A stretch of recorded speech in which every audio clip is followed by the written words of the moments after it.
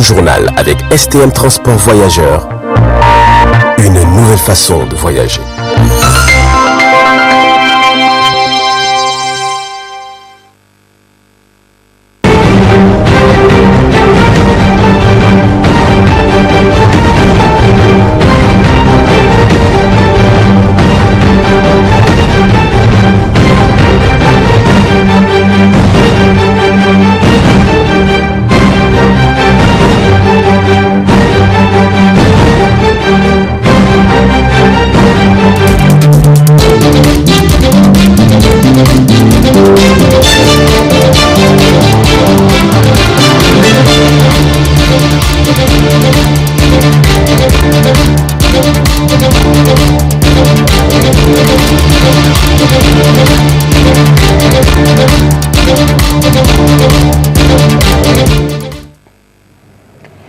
Mesdames et messieurs, bonsoir et veuillez nous excuser pour ce retard indépendant de notre volonté sur le 20h15 du miroir de la femme.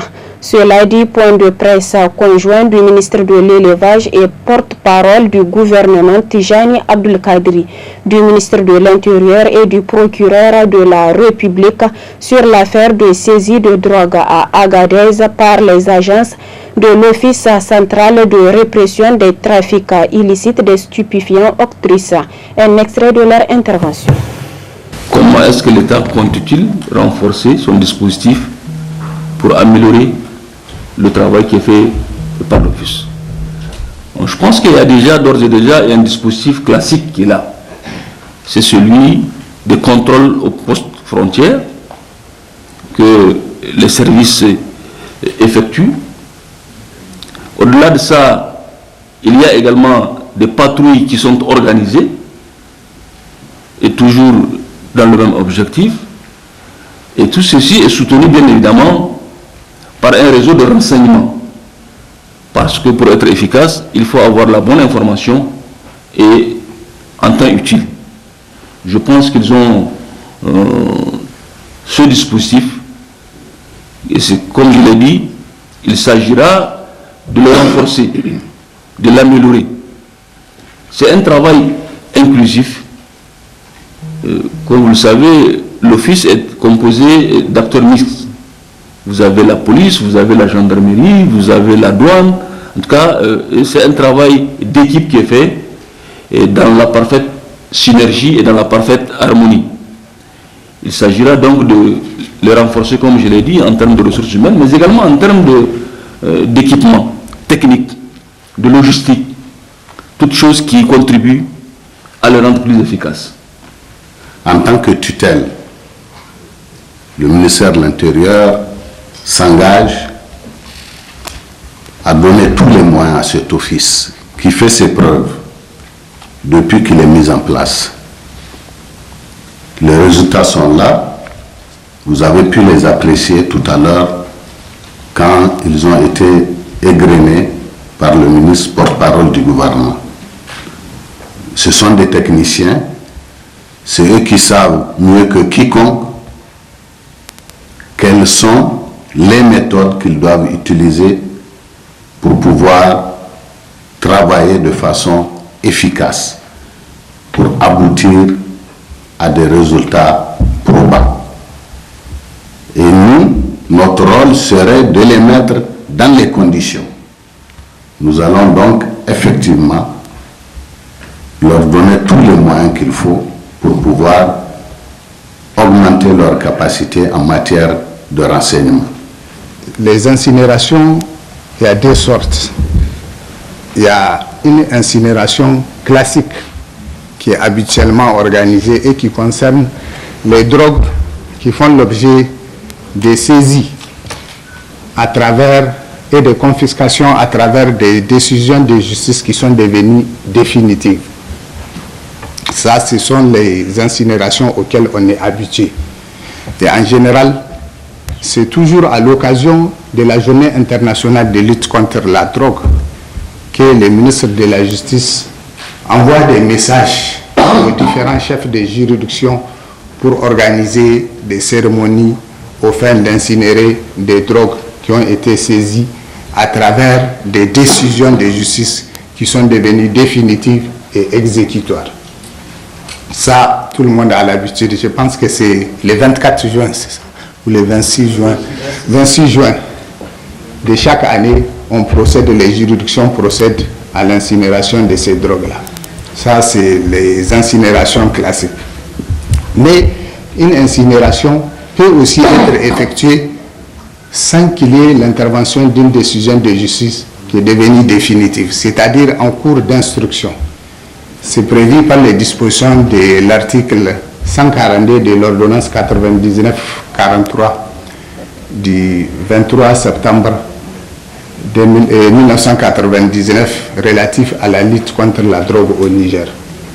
Cette disposition prévoit que lorsque la conservation d'une quantité de drogue qui est saisie n'est pas absolument indispensable à la poursuite de l'instruction, le procureur de la République peut, à travers une requête, demander au juge d'instruction l'autorisation de procéder à l'incinération de la drogue qui a été saisie. Et lorsque le juge d'instruction estime que la requête du procureur de la République est fondée, il prend une ordonnance aux fins d'autorisation de procéder à l'incinération pendant que le dossier est en instruction. Comme vous venez de le constater sur le point de presse du ministre de l'Élevage, porte-parole du gouvernement, du ministère de l'Intérieur et du procureur de la République sur l'affaire de saisie de la drogue à Agadez par les agents de l'Office central de répression des trafics illicites des stupéfiants. Lancement hier des activités de l'Agence de modernisation des villes du Niger, c'était sous le haut patronage du Premier ministre Oumoudou Mahamadou. Le monde de nos jours s'urbanise considérablement. Le Niger n'est pas en marge de cette dynamique mondiale. D'ici les horizons 2025-2030, 70 à 80% de la population mondiale sera urbaine dans de nombreux pays. Le Niger est l'un des pays disposant d'une très forte croissance urbaine au regard de sa démographie. Cette situation se manifestera dans les années à venir par un développement rapide de grands défis dans nos villes, et cela n'est pas sans conséquence sur les conditions de vie de nos populations. Les centres urbains seront davantage des lieux de forte concentration humaine et d'activité où il sera indispensable d'apporter des réponses adéquates et urgentes aux préoccupations des populations qui y vivent. La gestion de la ville est ainsi un enjeu majeur pour les gouvernants et tous les autres acteurs de la vie urbaine. Construire les villes durables, bien gérées et capables d'accueillir, de loger, de nourrir, d'éduquer et de soigner les populations est sans cesse croissante, et cela tout en préservant l'environnement dans le sens le plus large. Cela est une grande question qui se pose aujourd'hui dans nos villes. L'Agence de modernisation des villes du Niger est une structure de mise en œuvre et d'assistance dans la mise en œuvre de projets d'infrastructure et d'équipement, ainsi que de la gestion urbaine et d'assistance à la gestion des villes.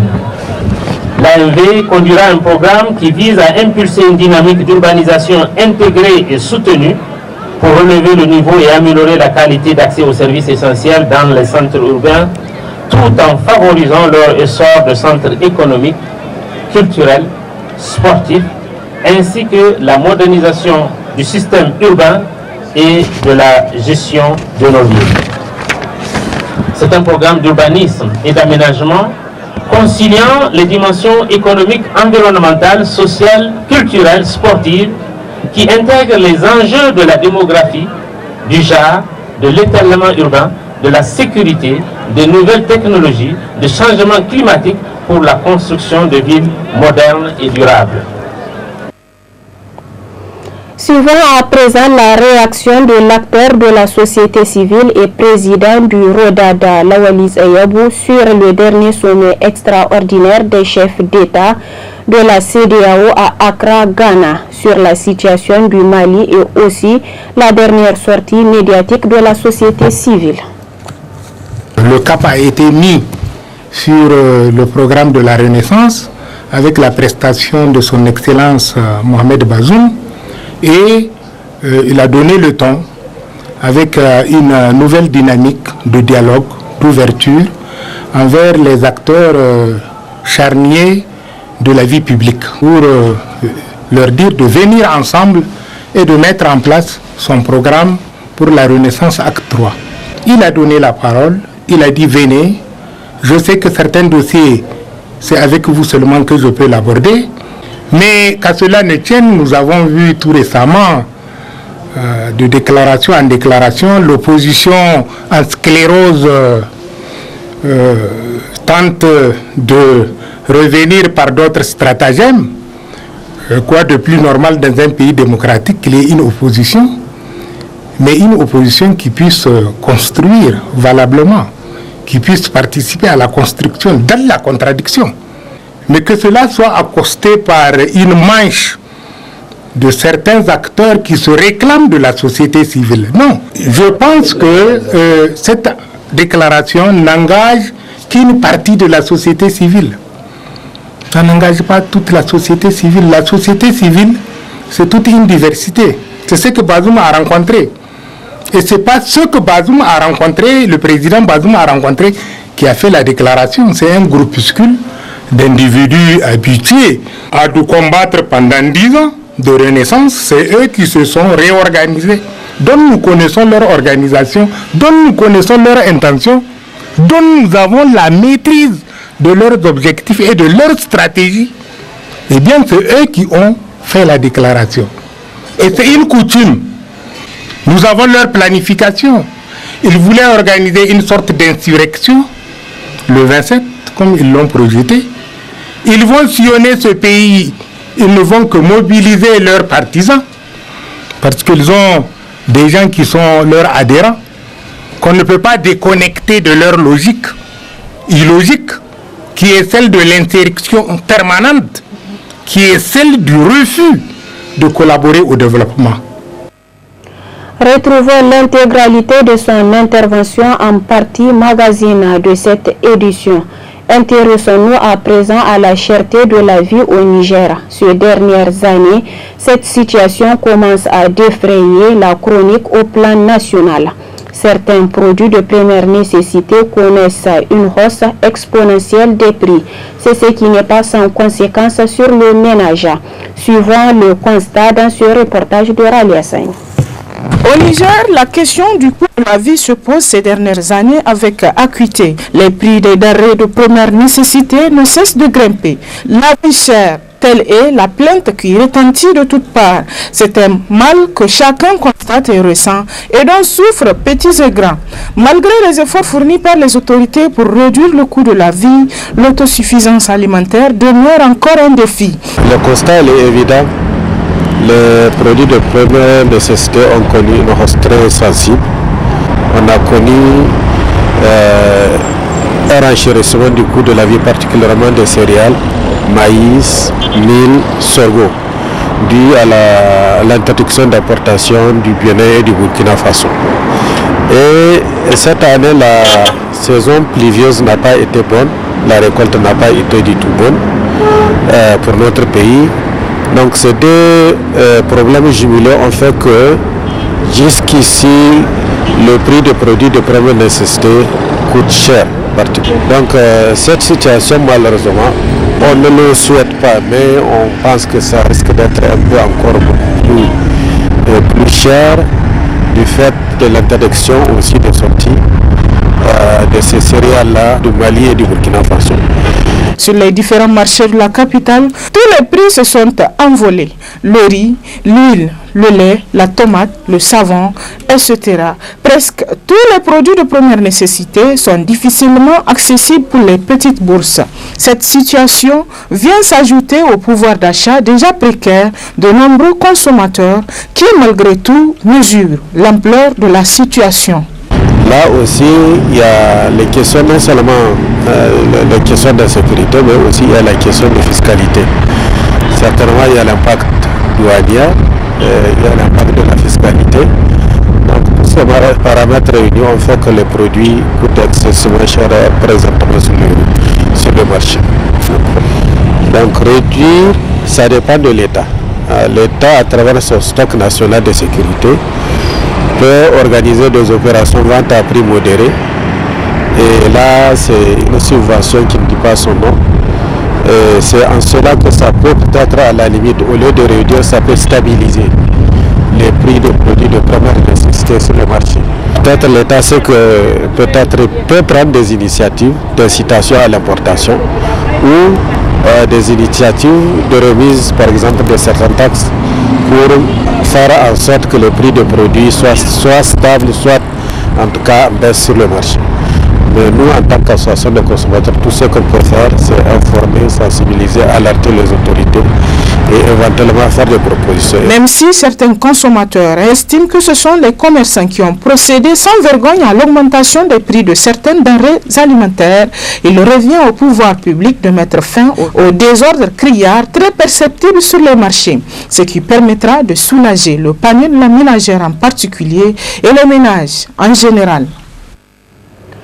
Le syndicat national des agents de transit ont tenu ce matin une assemblée générale informative par rapport à la question de l'assainissement du secteur et de la circulaire de la direction de la douane sur la caution de transit. Plus de précisions dans ce reportage. 50 millions de francs CFA, une caution d'agrément de transit, c'est ce qu'il faut verser en espèces selon une circulaire de la direction de la douane dans le cadre de l'assainissement du secteur de transit. Une affaire au détriment de plus de 95% de sociétés de transit.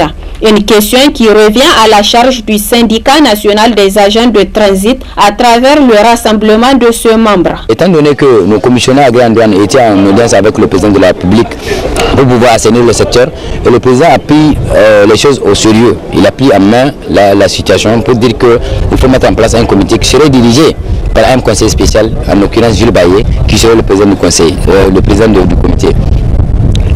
Chemin faisant, nous étions le 6 janvier dernier, il y avait une circulaire, il y avait une lettre qui est sortie, qui est adressée aux représentants qui vont constituer le comité de réflexion sur l'assainissement du secteur.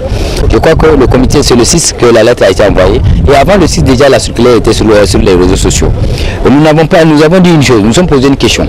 Est-ce que c'est au sud du directeur général des douanes que la circulaire a fuité, ou bien certains sont mal intentionnés, voudraient mettre le directeur général de douane dans des situations incongrues parce qu'ils ont vu que c'est un monsieur qui travaille honnêtement et qui fait tout pour assainir le secteur. Pourtant, il existe un règlement de l'UEMOA applicable à la caution de transit. L'article 7 du règlement de l'UEMOA était clair. L'article 7 du règlement 10 2008 CM UEMOA qui a été clair dans ses dires, qui dit qu'il faut avoir un minimum de 25 millions. Si nous prenons l'exemple, tous les pays de la zone de l'UEMOA, vous prenez le cas de Togo, le 25 novembre dernier, Togo a sorti une circulaire dans laquelle c'est 25 millions la caution. En Côte d'Ivoire, ils sont à 30 millions. Et nous, au Niger, qui sommes, comment on appelle, un pays enclavé, d'où les sociétés de transit peut-être peinent pour survivre, je crois que nous n'avons pas atteint le stade où on va dire qu'on va dépasser l'OME, on va dépasser le Togo, la Côte d'Ivoire. Sur quelle base de ces 25 millions, on l'amène à 50 millions, mais ça profite à qui? C'est la question dont on se pose. Alors que nous sommes en train de traverser un moment difficile de Covid, où les grandes puissances sont en train de créer voies et moyens pour aider leur société, ou les emprunter même de l'argent, leur donner des fonds pour qu'ils puissent survivre. Alors en ce sens-là qu'au Niger, des gens réfléchissent dans leur coin pour dire qu'il faut anéantir 68 sociétés au détriment de 5 sociétés qui ont payé. Je crois que la question reste posée. Est-ce que c'est la directive du président de la République qui a dit de mettre en place un comité pour assainir le secteur qu'on va appliquer, ou bien une circulaire qui a fuité qu'on va appliquer. Nous ne savons pas exactement à quel sens vous voulez. Il faudrait rappeler que la population fait face déjà à une situation de cherté de vie, ce qui devrait interpeller d'avance le gouvernement sur cette question de caution de transit dans notre pays, car c'est à lui que revient le dernier mot. Une situation de plus, déjà sur le plan national, la population fait face à une situation de cherté de vie. Plusieurs cas de divorce enregistrés au cours de l'année 2021, une situation qui a poussé l'équipe de la radio et télévision Tambara à faire un tour à l'association islamique.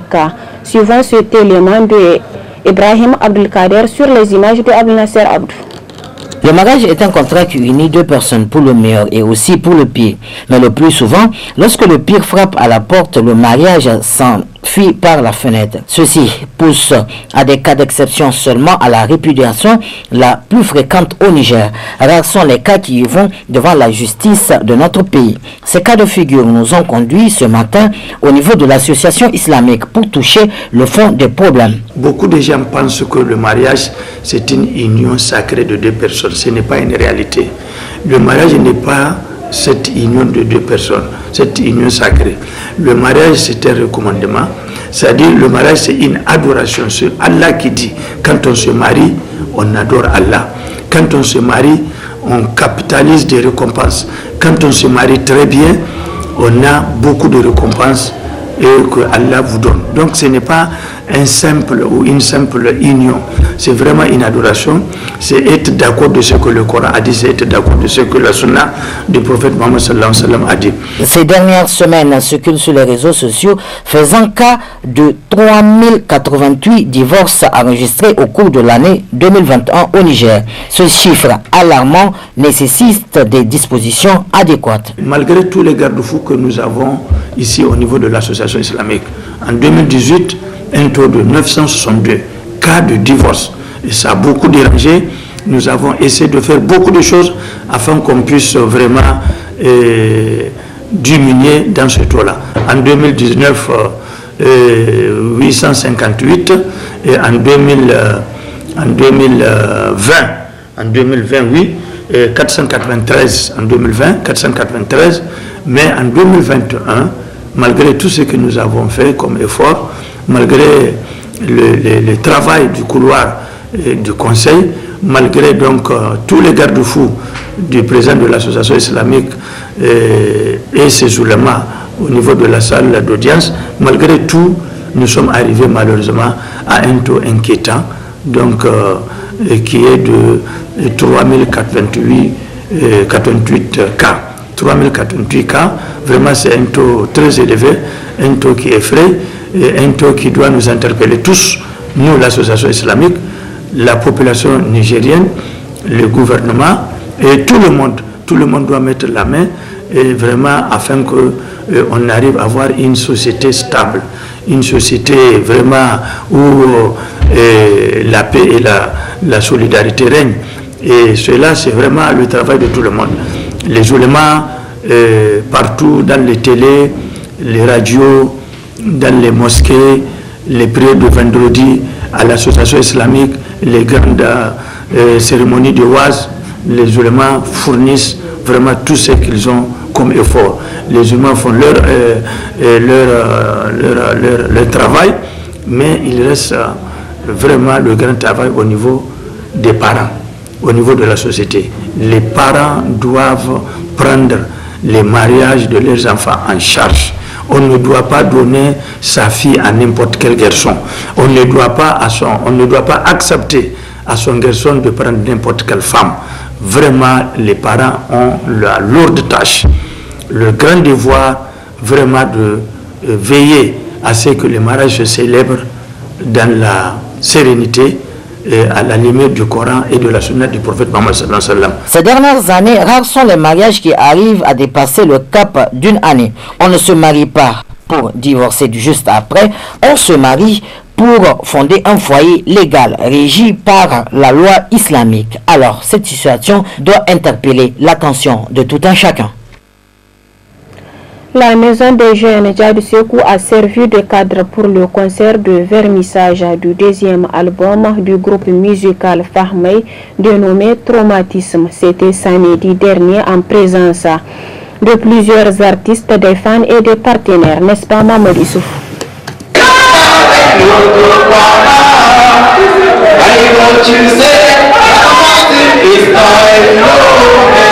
Le groupe Fahmey est un groupe musical créé en 2002 pour promouvoir la culture au Niger. Et cela fait 20 années que ce groupe est au service de son public. Malgré les difficultés, son deuxième album est au rendez-vous sous le nom de Traumatisme. Et le projet de ce groupe musical, c'est d'amener les couleurs du Niger plus loin à travers la musique. On attend de faire notre deuxième album. Il s'agit d'un album qui a été organisé un peu à Niamey, et à Cotonou et au Nigeria. L'album a été arrosé par 3 personnes internationalement reconnues. Donc aujourd'hui l'album se nomme Traumatisme. Donc c'est un album qui parle beaucoup de la musique, qui parle beaucoup de nos vies quotidiennes, des difficultés que nous les jeunes on rencontre dans les fadas et autres parfois. Donc on fait un appel à toute la jeunesse nigérienne de se mobiliser autour de la musique nigérienne. Là on n'a pas une autre musique à part notre musique de chez nous. Donc c'est grâce à eux on fait de la musique. Donc c'est à eux de nous soutenir.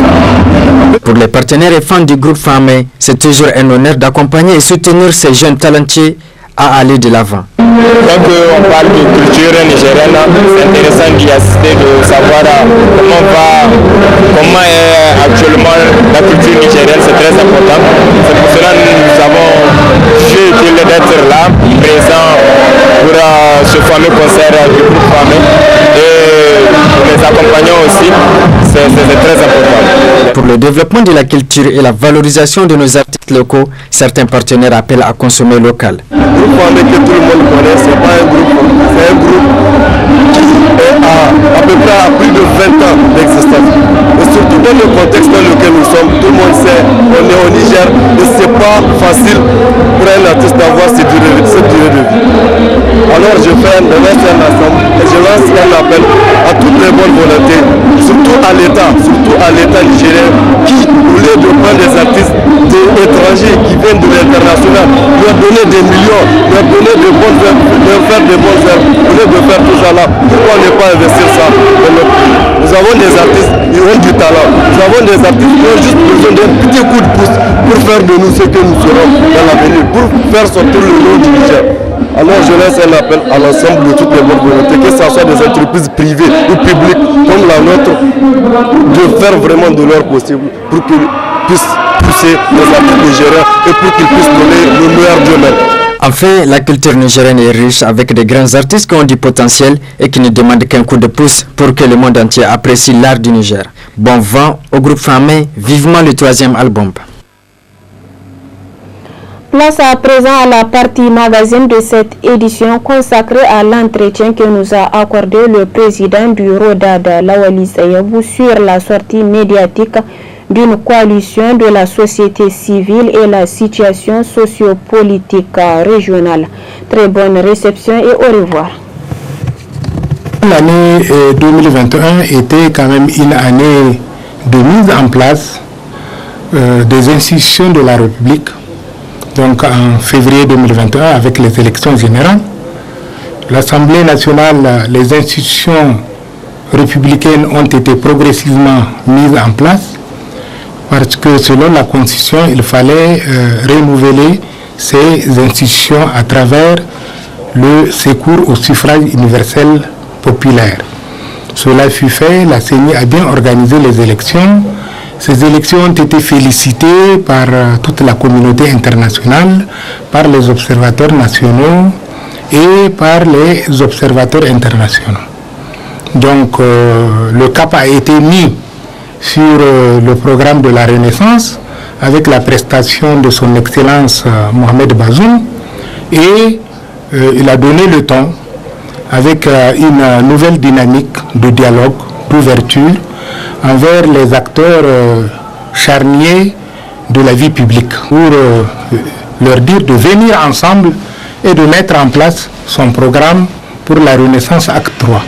il a donné la parole, il a dit venez, je sais que certains dossiers, c'est avec vous seulement que je peux l'aborder, mais qu'à cela ne tienne, nous avons vu tout récemment, de déclaration en déclaration, l'opposition en sclérose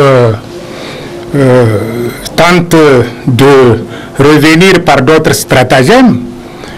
Quoi de plus normal dans un pays démocratique qu'il y ait une opposition, mais une opposition qui puisse construire valablement, qui puisse participer à la construction dans la contradiction, mais que cela soit accosté par une manche de certains acteurs qui se réclament de la société civile. Non, je pense que cette déclaration n'engage qu'une partie de la société civile.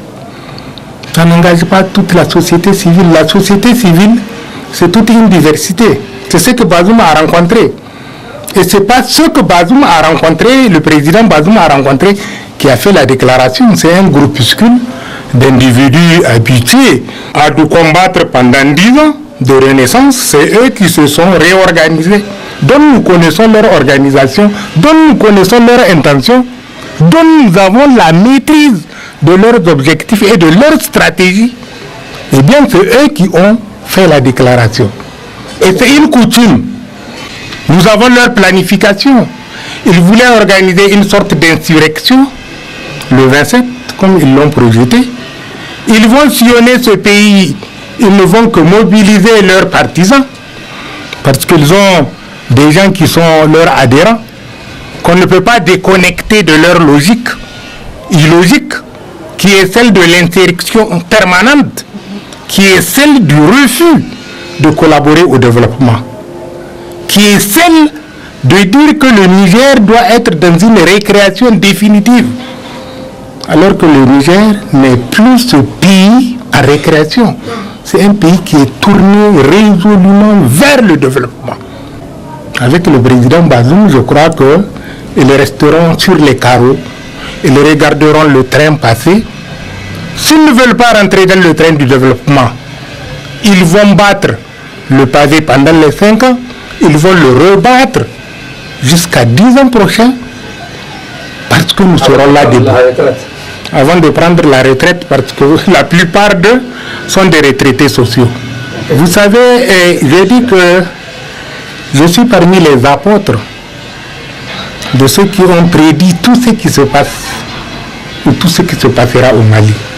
Parce que le cas malien, pour moi, c'est un cas pathétique, c'est un cas d'école, c'est un cas que je peux décrire dans la philosophie politique quand moi je suis en face des étudiants, parce que le cas malien c'est un cas d'école.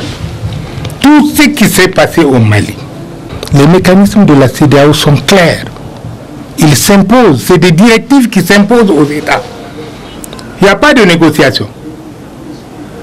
La CEDEAO, c'est quand même une forteresse régionale, une entité régionale de 15 pays, avec beaucoup de développement institutionnel et politique, avec beaucoup de dispositifs. Un petit officier ne peut pas prendre des armes et défier la CEDEAO. Sanogo en 2012, il a défié la CEDEAO en 48 heures. On lui a commencé une sorte de pluie de mesures économiques. Quand on a invoqué la CEDEAO va fermer, mais il est obligé de replier bagages.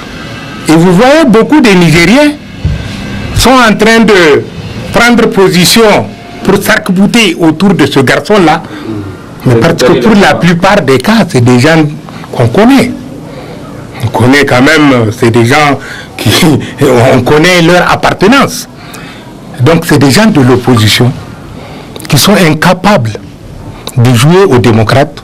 C'est eux qui jouent aux putschistes. C'est eux qui nous insultent maintenant sur les réseaux sociaux.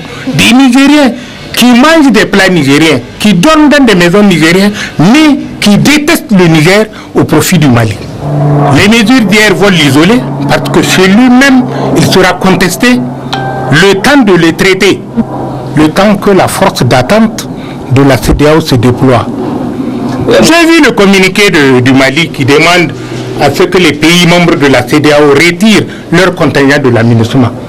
Mais les contingents de la CEDEAO qui sont à la MINUSMA sont sous le coupole de l'ONU. Il suffit d'un ordre de l'ONU pour arrêter ces plaisantins. L'armée malienne, elle existe comment? Elle n'existe que de nom. Ils disent à l'armée et aux jeunes Maliens de résister. Ils vont résister avec quoi?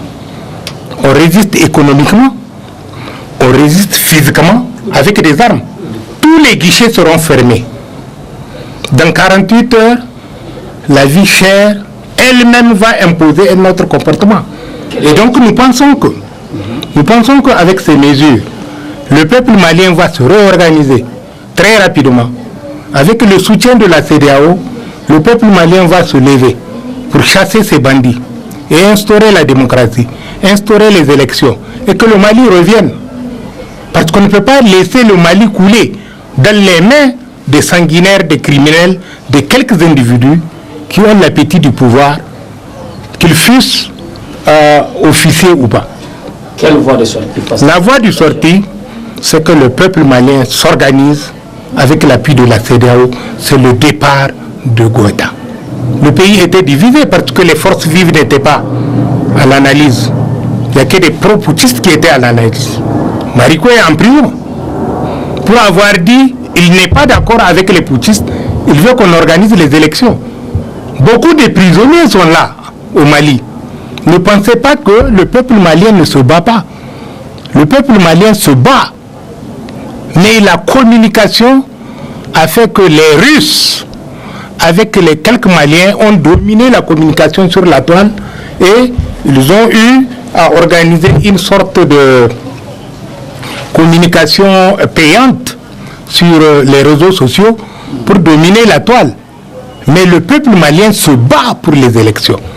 Et la CEDEAO trouvera des passerelles avec les démocrates maliens pour inverser la situation. Maintenant, pour revenir sur la situation du Niger, pour vous dire, en guise de riposte par rapport aux problèmes sociaux d'une manière générale, le gouvernement du Niger a débloqué 160 milliards cash de francs CFA pour faire face aux problèmes de l'agriculture.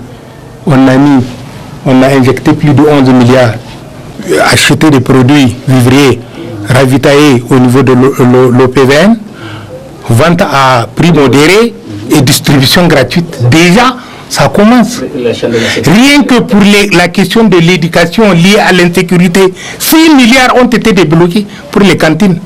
Mais comment est-ce qu'un gouvernement qui, dans l'urgence, débloque 160 milliards et que vous, parce que vous êtes de la société civile, vous pensez que la vie démocratique, c'est sortir dans les rues et dénoncer. Vous ne venez pas chercher l'information au niveau du gouvernement.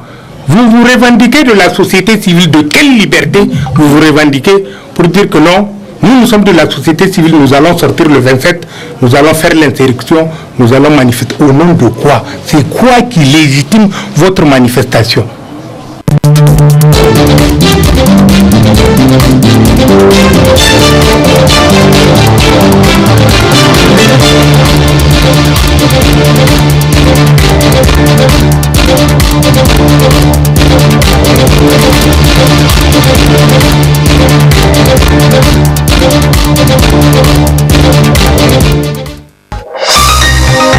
Ce journal vous a été présenté par STM Transport Voyageurs. Une nouvelle façon de voyager.